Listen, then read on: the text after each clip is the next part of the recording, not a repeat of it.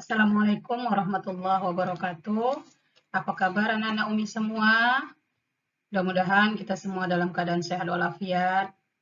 Pertemuan kali ini kita akan membahas tentang pernikahan dalam Islam. Tujuan pembelajarannya adalah yang pertama, meyakini kebenaran ketentuan pelaksanaan pernikahan berdasarkan syariat Islam.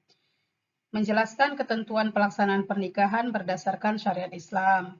Mengidentifikasi ketentuan pelaksanaan pernikahan berdasarkan syariat Islam. Itulah tujuan dari pembelajaran kita hari ini.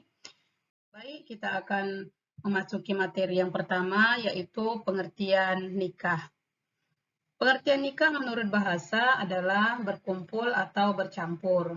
Sedangkan menurut istilah, pernikahan nikah adalah ijab dan kabul atau akad sebagai legitimasi halalnya hubungan laki-laki dengan perempuan yang diucapkan dengan kata-kata didengar, dipahami, dan disetujui oleh saksi-saksi. Di sini dimaksudkan adalah kalau namanya pernikahan itu hubungan antara laki-laki dengan perempuan yang sudah sah berdasarkan akad atau ketentuan yang ada dalam Islam. Berbeda dengan perzinahan. Kalau zina, hubungan laki-laki dengan perempuan layaknya sebagai suami istri, tapi belum ada ikatan pernikahan yang sah. Itu diharamkan dalam Al-Quran. Selanjutnya adalah hukum pernikahan. Menurut sebagian besar ulama fikih, termasuk Imam Syafi'i, asal hukum perkawinan adalah mubah. Namun demikian, hukum pernikahan akan berubah menjadi wajib, sunnah, haram, dan makruh sesuai dengan situasi. Nah, kali ini Umi akan menjelaskan saat kapan pernikahan itu menjadi wajib, saat kapan pernikahan menjadi sunnah, haram, dan makruh. Untuk anak-anak Umi, dengarkan baik-baik ya. Nah, hukum pernikahan menjadi wajib bagi orang yang telah mempunyai kemauan dan kemampuan untuk menikah dan dikhawatirkan dirinya akan tergelincir pada perbuatan zina seandainya tidak segera menikah.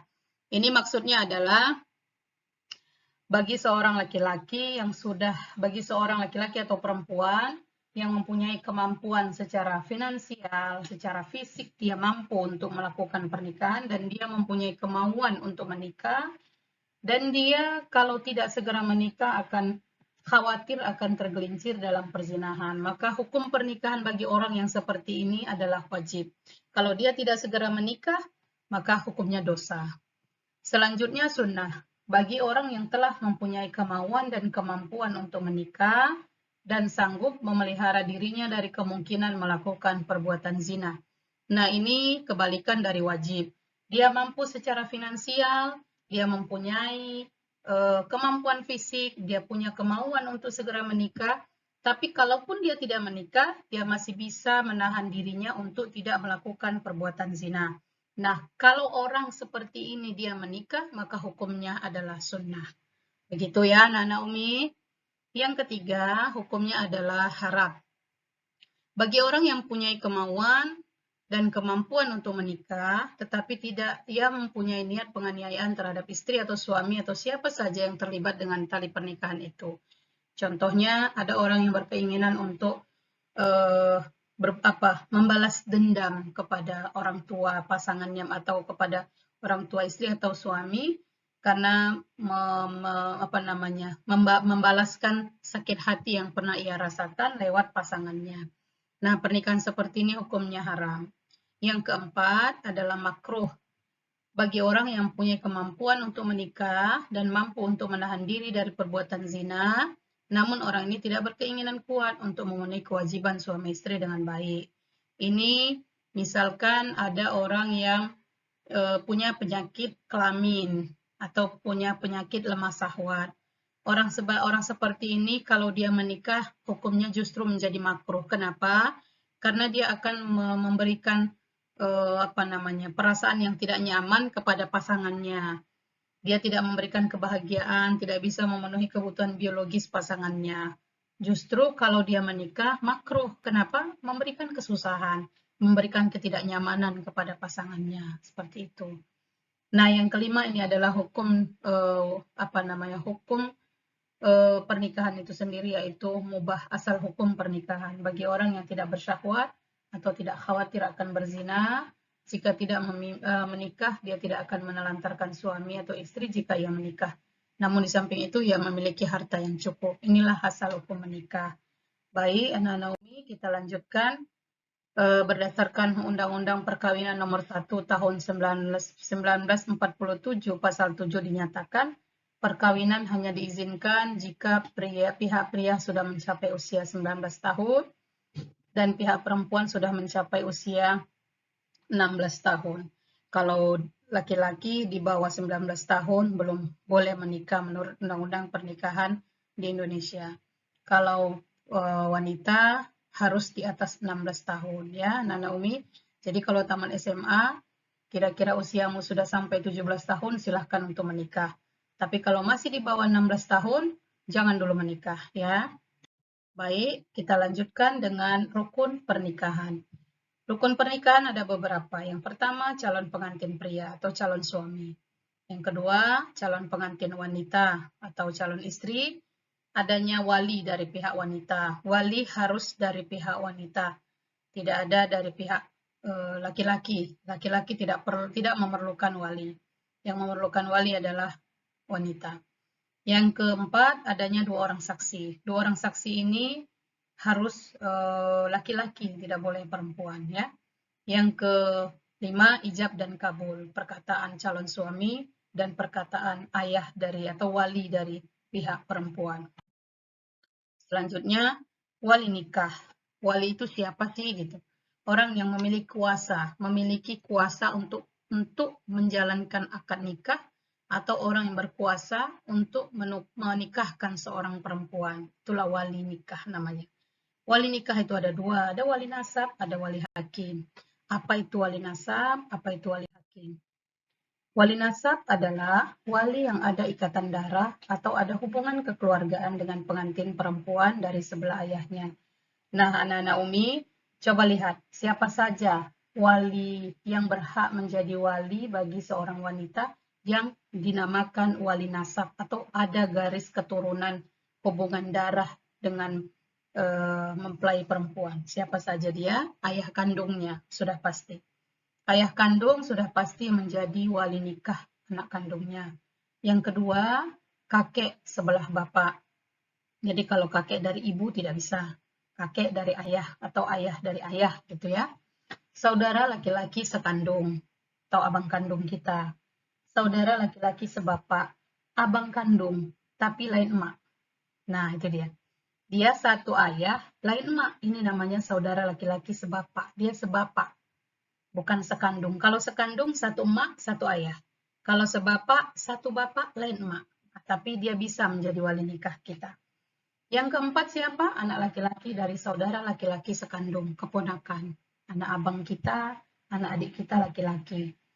Yang selanjutnya, adik laki-laki dari saudara laki-laki sebapak. Ini sama, anak ponakan kita dari abang kita yang sebapak atau adik laki-laki kita yang sebapak. Selanjutnya, adik kandung laki-laki dari pihak bapak. Ini paman ya, paman. Abang kandung laki-laki dari pihak bapak. Sama, tadi adik kandung itu pakcik, abang kandung itu paman. Inilah yang dikatakan wali nasab atau wali dari yang ada hubungan darah dengan pengantin wanita. Selanjutnya ada wali hakim. Wali hakim itu siapa nak? Wali hakim adalah wali yang diberi kuasa oleh pemerintah Islam untuk mengakad nikahkan perempuan yang hendak menikah dengan diwalikan oleh wali hakim. Syarat-syaratnya ada, yang berhak menjadi wali hakim itu adalah yang Islam. Kalau bukan Islam tidak bisa. Baligh ya, bukan anak-anak. Kalau anak-anak nggak boleh jadi wali hakim. Berakal, bukan orang gila. Tidak dipaksa, jadi tidak ada unsur paksaan. Laki-laki sudah pasti, tidak boleh perempuan menjadi wali hakim atau wali nikah. Yang selanjutnya adil dan tidak sedang dalam ihram. Kalau sedang dalam ihram tidak boleh melakukan menjadi wali nikah bagi seorang perempuan. Selanjutnya kita masuki materi yang berikutnya, yaitu perempuan yang haram dinikahi. Berangkat dari surah An-Nisa ayat 22, 23. Yang pertama, ayat 23, dan janganlah kamu kawini wanita yang telah dikawini oleh ayahmu, terkecuali pada masa yang telah lampau, sesungguhnya perbuatan itu amat keji dan dibenci Allah dan seburuk-buruk jalan yang ditempuh. Yang 23, ini di 23 ini dijelaskan ada dua macam wanita yang haram dinikahi. Ada yang haram dinikahi untuk selamanya, ada yang haram dinikahi sementara. Jadi nanti diperinci lagi, dijelaskan secara rinci. Kita bacakan dulu ayatnya. Diharamkan atas kamu mengawini ibu-ibumu, anak-anakmu yang perempuan, saudara-saudaramu yang perempuan, saudara-saudara bapakmu yang perempuan, saudara-saudara ibumu yang perempuan, anak-anak perempuan dari saudaramu yang laki-laki, anak-anak perempuan yang dari saudara-saudaramu yang perempuan, ibu-ibumu yang menyusuimu, saudara perempuan sepersusuan, ibu-ibu istrimu, anak-anak istrimu dan yang dalam pemeliharaanmu, dari istri yang telah kamu campuri. Tetapi jika kamu belum bercampur dengan istrimu dan sudah kamu ceraikan, maka tidak ada berdosa kamu mengawininya. Dan diharamkan bagi kamu istri-istri anak kandungmu dan menghimpun dua perempuan yang bersaudara kecuali yang telah terjadi pada masa lampau. Inilah ayatnya. Baik, selanjutnya berdasarkan ayat Al-Quran tadi yang kita bacakan tadi. Jadi perempuan yang haram dinikahi itu ada dua macam. Ada wanita yang haram dinikahi selamanya. Nah, yang wanita yang haram dinikahi selamanya nanti akan dibagi menjadi tiga lagi. Ada tiga. Ada wanita yang haram dinikahi karena hubungan darah. Ada wanita haram dinikahi karena hubungan sesusuan. Ada wanita yang haram dinikahi karena hubungan perkawinan gitu. Nah, wanita yang haram dinikahi sementara itu siapa? Baik, kita akan jelaskan satu persatu. Wanita yang haram dinikahi selamanya itu ada tiga macam. Yang pertama, karena hubungan darah. Siapa saja itu? Ibu kandung. Jadi ibu kandung itu tidak boleh kita nikah sama ibu kandung. Itu wanita yang haram dinikahi. Tapi dia harus dihormati, disayangi, karena surga di bawah kakinya. Ya kan? Bayi anak Naomi, siapa lagi wanita yang haram dinikahi? Anak-anakmu yang perempuan. Jadi anak perempuan itu tidak boleh dinikahi. Dia diayomi, dikasih sayang, diberi kasih sayang, seperti itu. Saudara-saudaramu yang perempuan. Kakak kandung, adik kandung, itu tidak boleh dinikahi. Jangan kombat saudara-saudara kandungmu. Jadi mereka itu adalah saudara-saudara tempat kamu bercerita, tempat berkeluh kesah, tempat memberikan kesenangan, tempat berbagi, itu dia. Nah, siapa lagi? Saudara-saudara ayahmu yang perempuan, bibi. Bibi itu pengganti ibu, ya, pengganti ibu kita. Jadi saudara-saudara ayah itu tidak boleh dinikahi. Siapa lagi? Saudara-saudara ibumu yang perempuan, sama. Kalau tadi bibi dari ayah atau saudara perempuan dari ayah, ini saudara perempuan dari ibu. Selanjutnya, anak-anak perempuan dari saudara perempuan. Anak-anak perempuan dari saudara perempuan. Artinya apa? Keponakan. Nah, keponakan adalah anak kita juga. Anak-anak perempuan dari saudara perempuan kita itu sama dengan anak kita, keponakan kita.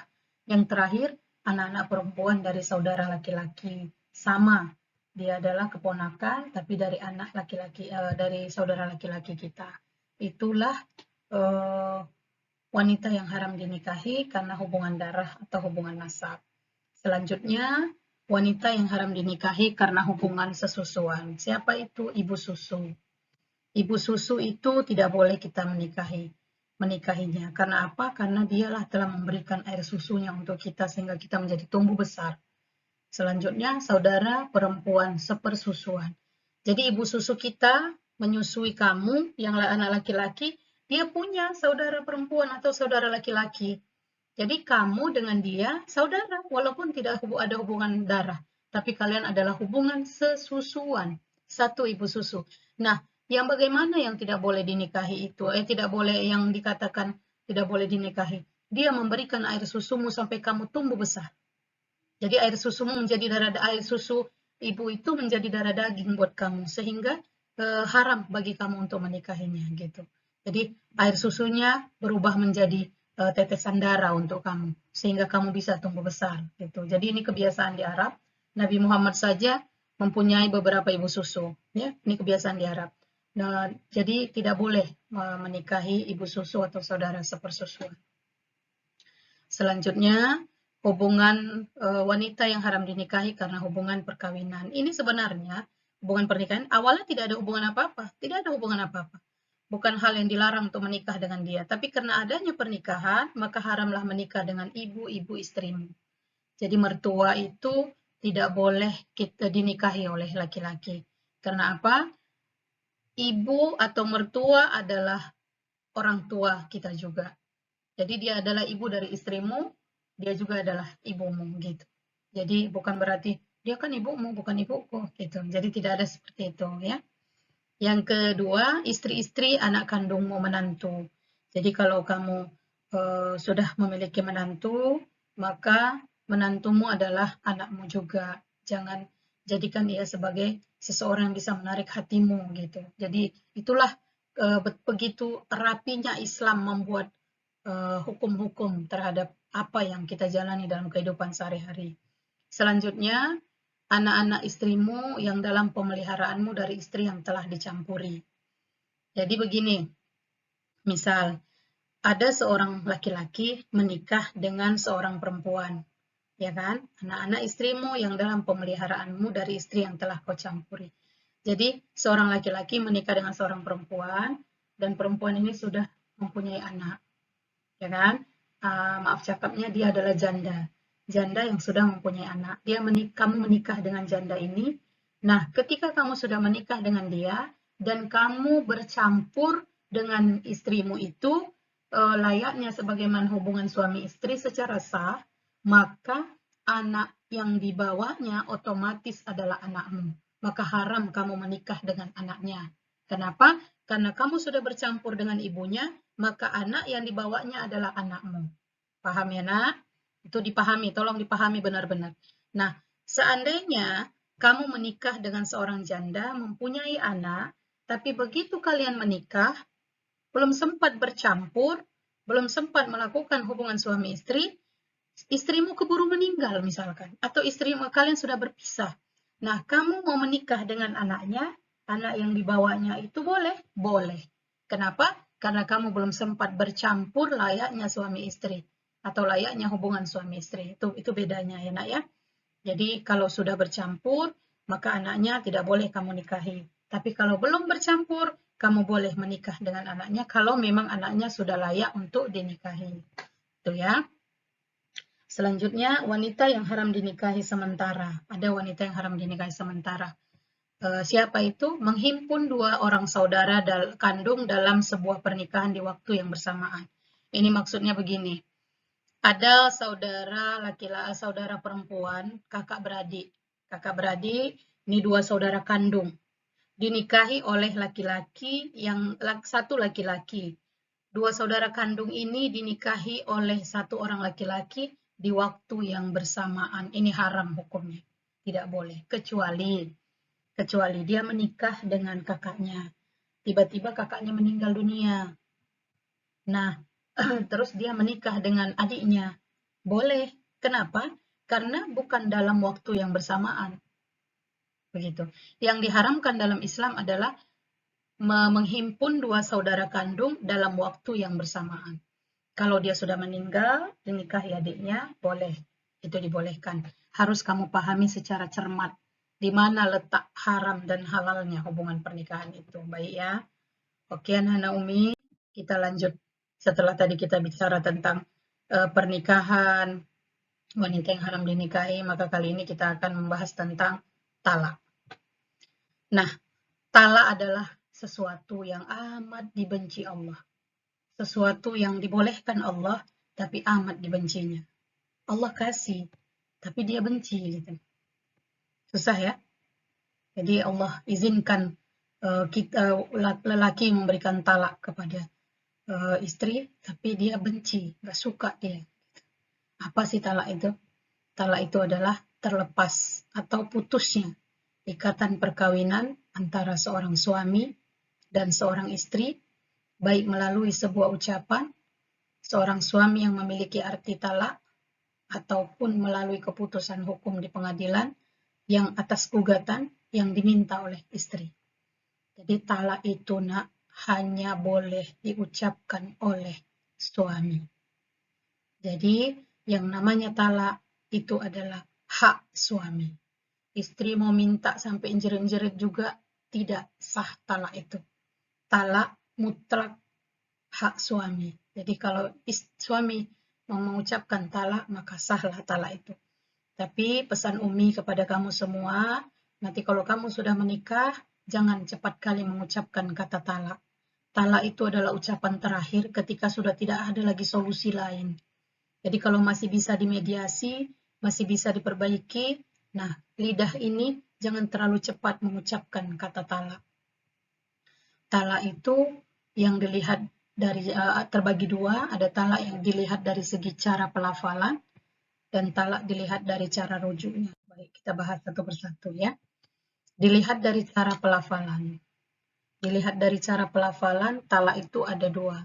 Ada dia sorih, ada dia kinayah. Apa sih bedanya sorih dan kinayah ini gitu. Nah, sorih itu dia jelas. Jadi kata talaknya itu jelas. Talak yang dilakukan secara terang-terangan, jelas dia. Kuceraikan kamu. Gitu. Kita mulai sekarang kita pisah. Itu bahasa jelas itu. Jadi aku talak engkau. Kalau sudah ada ucapan itu dari suami, berarti sahlah talak itu, nak. Sah dia talaknya. Talak satu, jelas satu kali dia mengucapkan kata talak itu. Itu soreh ke dia. Jadi tidak ada sindiran-sindiran, tidak ada bahasa-bahasa yang tersembunyi di sana. Tapi jelas dia mengucapkan, aku cerai engkau. Itu soreh. Ada kinayah. Kinayah itu kebalikan. Talak yang dilakukan secara sindiran. Dia nggak langsung, kuceraikan kamu. Enggak. Tapi dia pakai sindiran. Jadi misalkan gini, punggungmu sama seperti punggung ibu. Kalimat itu, sebenarnya kita tidak terlalu paham dengan kalimat itu, tapi dalam hukum Islam, ini adalah kalimat talak. Talak apa dia? Talak kinayah, talak sindiran. Kenapa rupanya kalau disamakan sama ibu? Jadi, punggungmu sama seperti punggung ibuku. Artinya, seorang istri tidak boleh disamakan dengan ibunya. Nah, itulah kenapa kalimat ini menjadi kalimat talak. Istri tidak boleh disamakan dengan ibunya. Kenapa? Dengan ibu si suami maksudnya ya. Kenapa? Karena dia haram berhubungan dengan ibunya. Jadi hubungan biologis, hubungan suami istri tidak boleh dilakukan dengan ibunya. Tadi sudah kita bahas bahwa ibu adalah wanita yang haram dinikahi. Jadi kalau dia sudah mempersamakan istrinya dengan ibunya, maka tidak boleh lagi dia berhubungan atau bercampur dengan istrinya. Itulah maksudnya talak kinayah ini. Itu maksudnya. Ya, paham ya Nana Umi ya? Jadi punggungmu kalau ada suami mengatakan, "Ku tengok punggungmu udah sama kayak punggung makku." Ah gitu. Jadi itu bahasa yang oleh orang yang tidak paham itu biasa saja gitu. Tapi bagi orang yang paham dia akan sedih, dia akan lemas karena dia paham itu adalah bahasa sindiran dari talak. Gitu ya. Jadi artinya tidak boleh mempersamakan istri dengan ibu kandungnya karena ibu kandungnya haram untuk dipergauli secara hubungan badan. Jadi kalau dia sudah mempersamakan istrinya dengan ibunya, maka haram dia untuk berhubungan badan dengan istrinya kecuali dilakukan rujuk gitu ya. Baik. Kita lanjut. Dilihat dari cara rujuk. Ya, dilihat dari cara rujuk, talak itu ada beberapa. Ada talak raj'i, ada talak bain sugro, ada talak bain kubro, ada fasakh, ada khulu'. Kita akan bahas satu persatu. Talak raj'i itu apa? Talak yang masih diperbolehkan untuk melakukan rujuk selama masih dalam masa iddah. Nah, masa iddah itu apa pula? Ya kan? Nanti kita bahas. Tapi sekilas ini sampaikan. Masa iddah adalah masa menunggu bagi seorang wanita ketika sudah dicerai atau sudah diberi talak oleh suaminya. Jadi yang punya masa iddah hanya perempuan. Laki-laki tak punya masa iddah. Jadi kalau dia bercerai, besok dia mau nikah, boleh. Kenapa? Karena tidak ada masa iddahnya. Kalau perempuan ada masa iddah.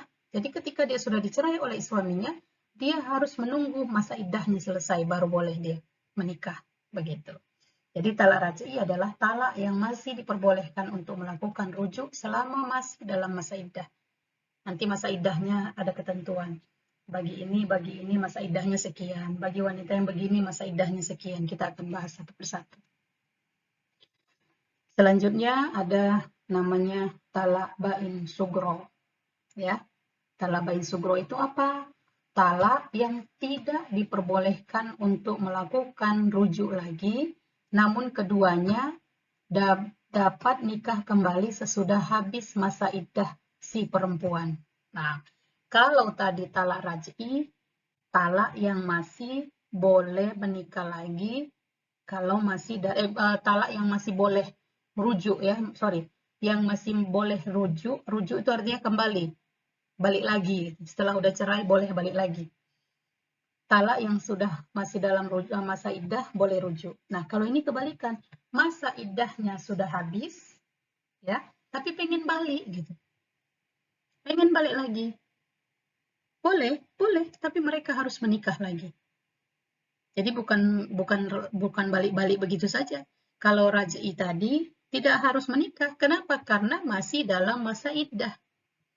Tapi kalau bain sugro, karena masa iddahnya sudah habis, mereka pengen balik lagi, boleh, tapi mereka harus menikah kembali. Ini Umi contohkan seperti, mohon maaf, seperti Agim. Agim kemarin, dia bercerai dengan istri pertamanya, habis masa iddah, tapi pengen setelah melakukan perenungan, mediasi, kepengen balik lagi. Nah, mereka melakukan balik lagi, pengen untuk rujuk lagi, maka mereka rujuk, tapi mereka menikah lagi. Jadi Agim dengan istri pertama itu menikah kembali mereka. Gitu. Menikah kembali. Tapi sekarang kalau tak salah Umi sudah bercerai lagi. Tapi tak usah kita bahas, itu aib orang ya. Baik. Selanjutnya bain kubro. Talak bain kubro. Yang mana pula talak bain kubro ini? Talak bain kubro adalah talak yang tidak diperbolehkan untuk melakukan rujuk lagi, kecuali sudah pernah melakukan pernikahan dengan orang lain. Nah, satu persatu ya, harus kamu pahami.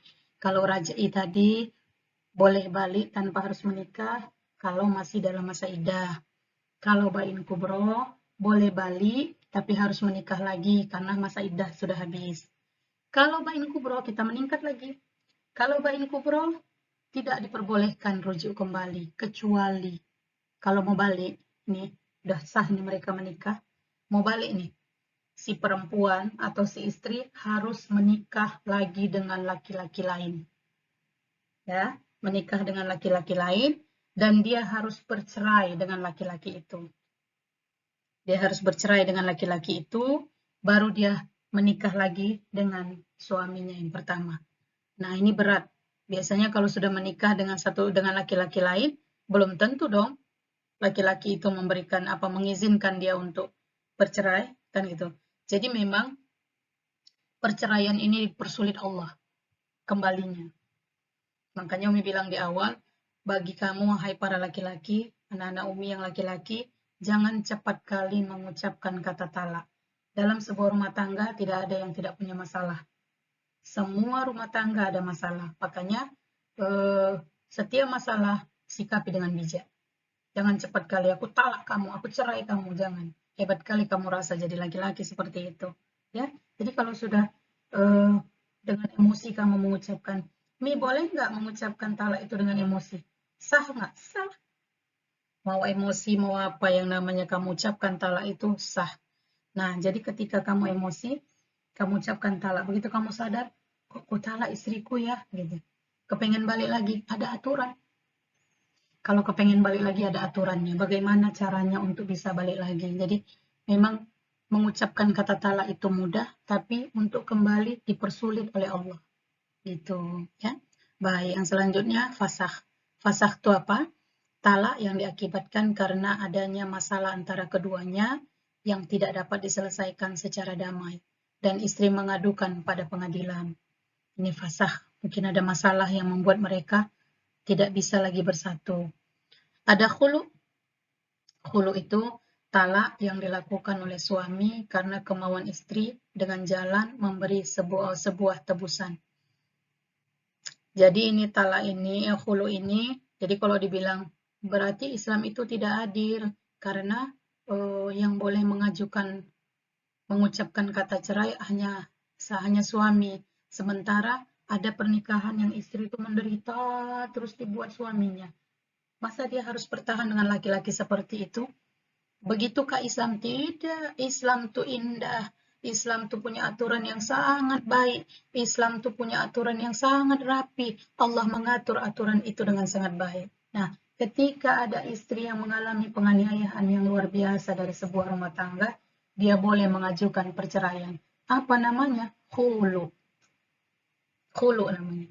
Jadi dia boleh mengajukan perceraiannya kepada pengadilan, tetap yang menolak itu tetap suami, tapi istri boleh mengajukan ke pengadilan. Boleh, nanti pengadilan akan mengurus segala sesuatunya. Tapi dengan syarat, ketika istri mengajukan perceraian atau mengajukan khulu, dia harus siap dengan dananya. Kenapa? Dia harus membayar tebusan. Biaya pengadilan dia yang bayar, karena dia yang minta perceraian itu. Tetap persetujuannya dari suami. Nanti pengadilan yang mengatur segalanya, mereka diundang untuk sidang pertama, sidang kedua, dan sampai dikabulkan perceraian itu. Itu tentang kita ke iddah, ya. Baik. Tadi Umi sudah sampaikan, iddah itu adalah masa menunggu bagi seorang istri setelah ditalak oleh suaminya. Jadi yang punya hak untuk atau yang ada masa iddah adalah perempuan. Laki-laki tak ada masa iddahnya. Jadi kalau misalkan menikah atau meninggal istrinya, pagi meninggal istrinya, tidak kawin dia sore, boleh? Boleh. Kalau dari segi hukumnya boleh aja, sah-sah saja. Tapi dari segi etika kayaknya tidak wajar ya. Mana rasa penghormatannya kepada istrinya begitu. Jadi kita bahas tentang hukumnya dulu. Masa iddah ini ada dua macam, karena suami wafat atau karena fasakh, talak dan khulu, karena perceraian yang pasti. Jadi masa iddah atau masa menunggu bagi seorang istri setelah ditalak suaminya itu ada dua macam, karena ditinggal mati atau karena dicerai. Dicerai mati atau dicerai hidup, nah itulah bahasa kasarnya. Nah, yang dicerai mati atau ditinggal wafat oleh suaminya itu ada dua macam. Yang pertama, 4 bulan 10 hari bagi istri yang tidak hamil, baik yang sudah bercampur ataupun belum.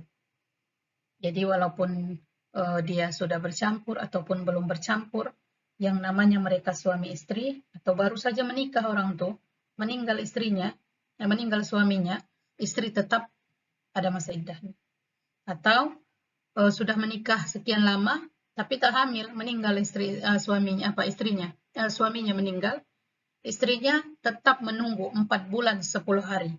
4 bulan 10 hari baru boleh dia menikah lagi kalau memang mau menikah. Itu ya. Kalaupun tak menikah, tetap masa iddahnya segitu. Yang kedua, kalau dia hamil.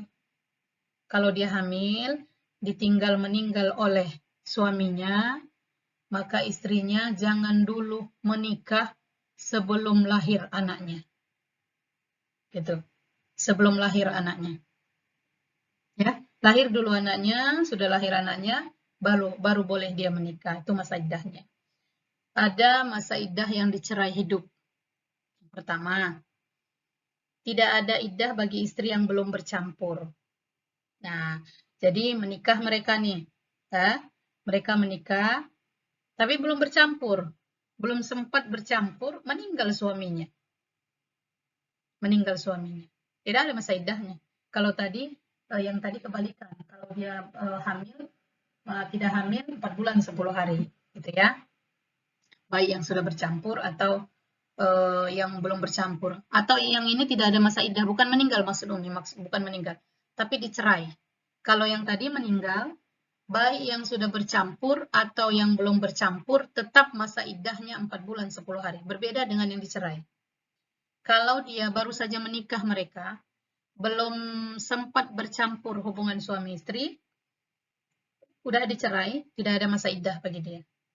Nah, itu dia bedanya. Kalau meninggal, bercampur atau belum bercampur, masa iddahnya tetap 4 bulan 10 hari. Tapi kalau dia dicerai hidup, kalau dia belum bercampur, tidak ada masa iddah bagi dia. Tidak ada masa menunggu untuknya. Boleh dia menikah langsung. Yang kedua, bagi yang sudah bercampur. Bagi yang sudah bercampur ini terbagi 3. Yang pertama, masa iddahnya 3 kali suci bagi yang masih menstruasi. Bagi istri yang masih menstruasi dicerai oleh suaminya, ini 3 kali suci ini kalau dia 3 kali suci bukan berarti 3 bulan ya. Ada wanita yang 1 bulan 2 kali. Jadi dihitung aja dia 3 kali suci. 3 kali suci berarti 3 kali dia menstruasi. Yang kedua, 3 bulan bagi yang sudah menstruasi. Ini dia dicerai dalam keadaan haid. Di 3 bulan dia. Ya. Nah, yang terakhir dicerai dalam keadaan hamil. Dia dicerai. Jadi bukan berarti tidak boleh mencerai istri yang sedang hamil. Boleh, tapi masa iddahnya sampai dia melahirkan. Kenapa ada masa iddah? Apa sih fungsinya masa iddah ini, nak? Nah, masa iddah ini berfungsi kenapa yang mempunyai masa iddah hanya perempuan? Supaya ketika dia menikah dengan laki-laki lain, bisa dipastikan bahwa dia menikah atau ditinggal atau bercerai dengan suaminya yang pertama dalam kondisi yang tidak hamil. Atau kalaupun dia hamil, bisa diketahui bahwa itu adalah anak dari suaminya yang pertama. Makanya ada masa iddah. Kalau dia misalkan meninggal, masa iddahnya 4 bulan 10 hari. Misal pada saat suaminya meninggal dunia, kehamilannya masih muda. Masih misalkan seminggu. Nah, kalau dia masa iddahnya 4 bulan 10 hari, berarti usia kandungannya sudah 4 bulan, hampir 3 minggu. Gitu. Itu dia. Jadi, jelas diketahui, begitu dia menikah sama laki-laki lain, sama laki-laki lain lagi, sudah bisa dipastikan bahwa ini yang ada dalam perutnya adalah anak dari suaminya yang pertama. Begitu.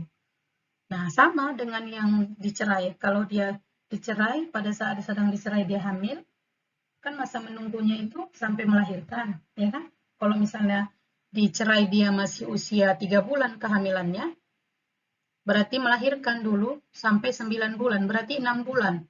6 bulan dulu dia tidak boleh sampai melahirkan yang pasti. Jadi kan ketahuan bahwa sedang hamil rupanya, sedang hamil. Jadi begitu dia melahirkan baru boleh dia menikah. Jadi ketahuan bahwa itu anak dari suami yang pertama.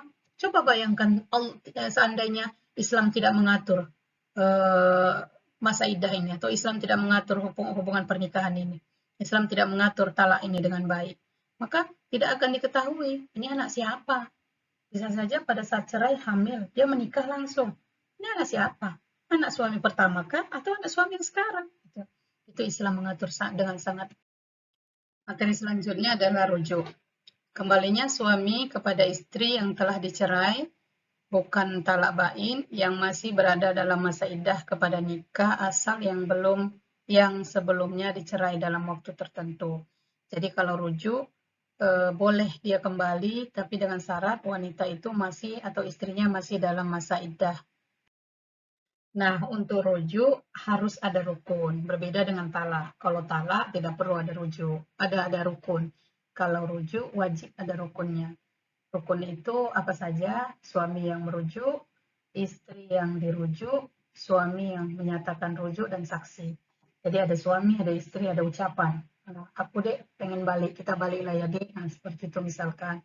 Nah, saksi harus ada melihat, menyaksikan bahwa mereka sudah rujuk. Untuk apa? Untuk menghilangkan fitnah. Mungkin selama ini masyarakat atau lingkungan atau tetangga sudah tahu bahwa mereka sudah berpisah sekian lama. Mereka sudah bercerai sekian lama. Mereka tidak lagi bersama di satu rumah yang sama. Tidak lagi pergi bersama-sama. Jadi ya masyarakat paham bahwa mereka sudah bercerai. Nah, satu saat tiba-tiba mereka sudah pergi bersama. Tiba-tiba mereka sudah berada di satu rumah yang sama. Nah, kalau ini tidak dipersaksikan oleh saksi pada saat rujuk, nah ini akan menjadi fitnah bagi banyak orang, menjadi dosa buat dia dan buat orang banyak. Nah, makanya Islam mengatur. Jadi Islam itu sangat rapi mengatur hubungan hubungan kehidupan kita. Hubungan kita dari yang mulai sekecil-kecilnya sampai yang urusan besar juga sudah diatur dalam Islam. Jadi ada saksi. Ketika dia rujuk dengan istri atau suaminya, ada saksi yang melihat, maka saksi bisa menyatakan kepada orang bahwa oh iya mereka sudah rujuk kembali. Aku yang menyaksikan mereka rujuk waktu itu. Jadi masyarakat bisa paham, oh iya mereka ternyata sudah menjadi suami istri lagi karena mereka sudah rujuk. Rujuk yang mereka lakukan juga sudah mengikuti beberapa aturan-aturan yang sudah ditetapkan dalam hukum pernikahan gitu. Jadi bukan hanya sekedar rujuk, cerai, rujuk, tidak seperti itu. Ada aturan-aturan yang sudah Umi jelaskan di depan tadi. Jadi itulah fungsinya kenapa harus ada saksi dalam rujuk ya untuk menghilangkan fitnah di masyarakat. Baik, mungkin itu saja materi kita hari ini dalam pertemuan ini. Mudah-mudahan apapun yang Umi sampaikan hari ini bisa jadi pelajaran buat kamu, bisa jadi bekal dalam kehidupan kamu ke depan, karena ini adalah bekal yang harus kamu miliki, karena apapun ceritanya, kamu pasti akan berada dalam hubungan pernikahan. Kamu pasti akan menikah, itu kodrat. Itu kodrat, itu takdir yang sudah ditetapkan Allah. Kepada dengan siapa? Wallahu a'lam bishawab. Nanti Allah yang akan menentukan kamu menikah dengan siapa. Jadi pernikahan akan kamu jalani. Jadi teori-teori pernikahan yang Umi sampaikan ini kamu pegang dengan teguh, kamu pelajari lagi, karena ini masih sangat banyak yang harus dipelajari. Jadi perlu kamu pelajari sebagai bekal hidup kamu ke depan. Baik, Umi tutup dengan billahi taufik wa hidayah. Assalamualaikum warahmatullahi wabarakatuh.